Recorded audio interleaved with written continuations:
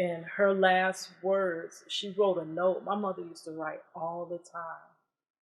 And the night before she went to the doctor, she wrote a letter.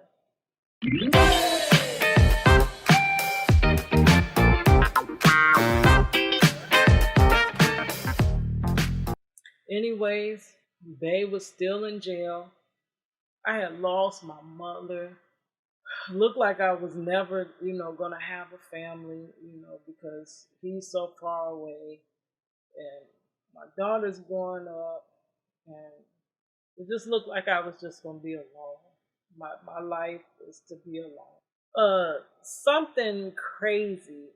It and it's an honor, but I wish I never would have had to do it. I actually designed the graphics on my mother's headstone. Yeah, everyone thought that it would be best and it would be special instead of picking graphics that were like in the little catalog if I actually designed them. And I designed it. And her last words, she wrote a note. My mother used to write all the time.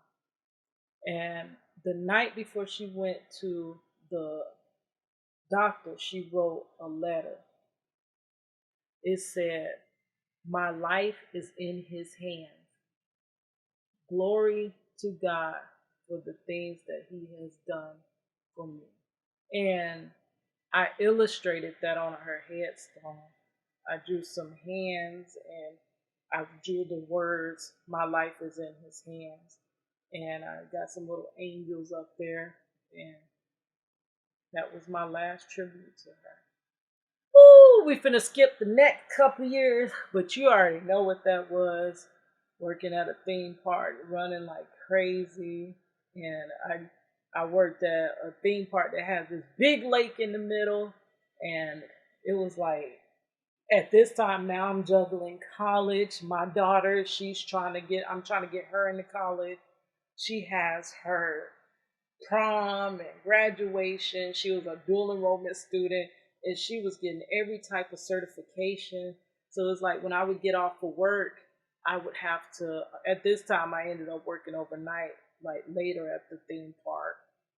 And I would get off, and instead of going to sleep, I had to go meet with her guidance counselors, or we had to be at maybe right before going to work, we would have to go to scholarship nights. Then she had her senior stuff, all her ceremonies, and like even her graduation. Like after her graduation, I had to go home and hit the books.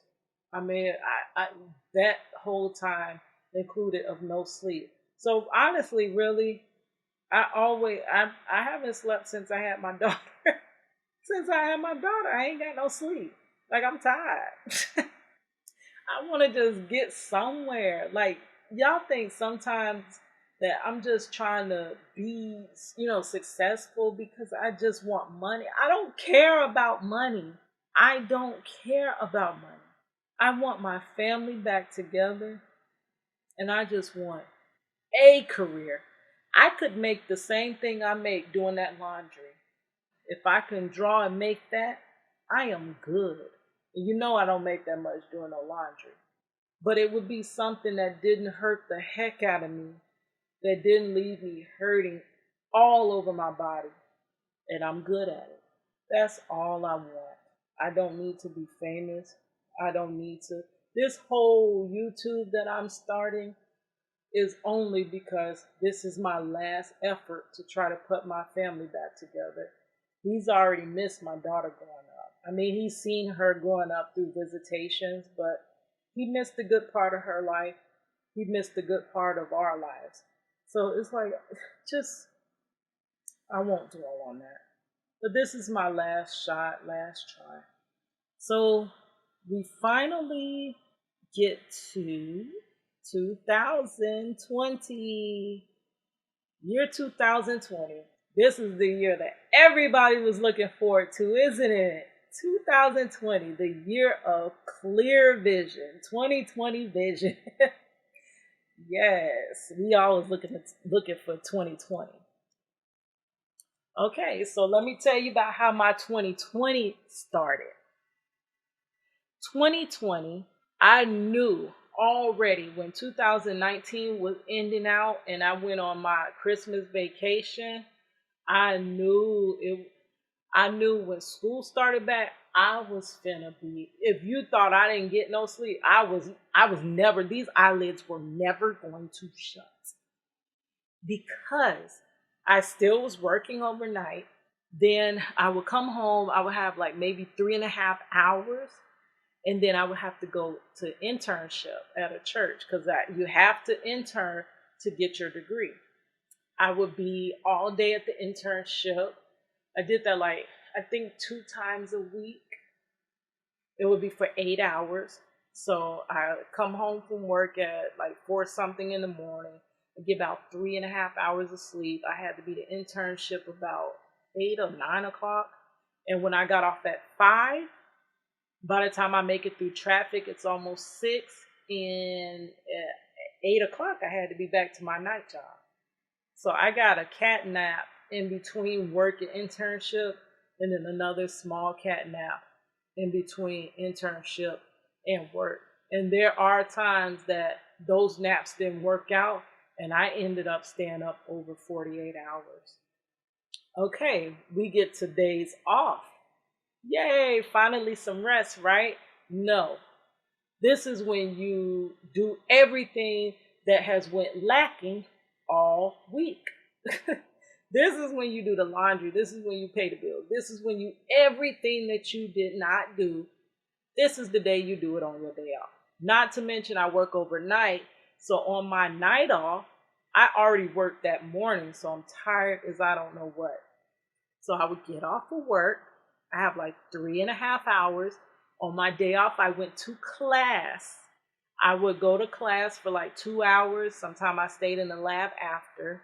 Once I just could not keep my eyes woke or my head up. When I got home, I was knocked the heck out for the rest of the day.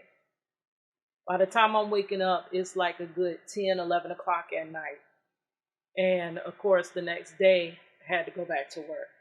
So it's been a never ending cycle. Visitation day. Yes, I wish we could visit, but it's just been forever. I try not to think about it because we don't know when we're ever going to visit again at this rate. So things that bother me, I try my best to keep my mind off of them. But on visit day, which would be Friday, because because of a riot that happened in the prison, he ended up going from a regular security prison to a maximum security prison. Isn't that great? Like, he was close and we used to visit him like every week. And then all of a sudden he went to a maximum prison, and I'm back on the road driving hours to go see him, 4 hours or so to go see him. And I'm like, how did I go backwards? When you get older, you're supposed to go forward. But for some reason, when I get older, I go backward. So visitation days, I am not going to miss visiting him. In the maximum security, at first we had to visit behind a glass window. And it brought flashbacks because the last time I visited behind a glass window was when he was in the county jail back then, a long time ago. They don't do that anymore. But when my daughter was a little baby, she used to visit him through the glass. And she would jump at the glass and she would be looking at him like, Daddy, why won't you get me? And she would just keep jumping at the glass. And she hadn't visited him like that in so long. We had face-to-face visits, and for years he had been right in the city, like a couple cities over from me, like maybe 30 minutes away. And now he's in maximum, no visits. It's a Cadillac.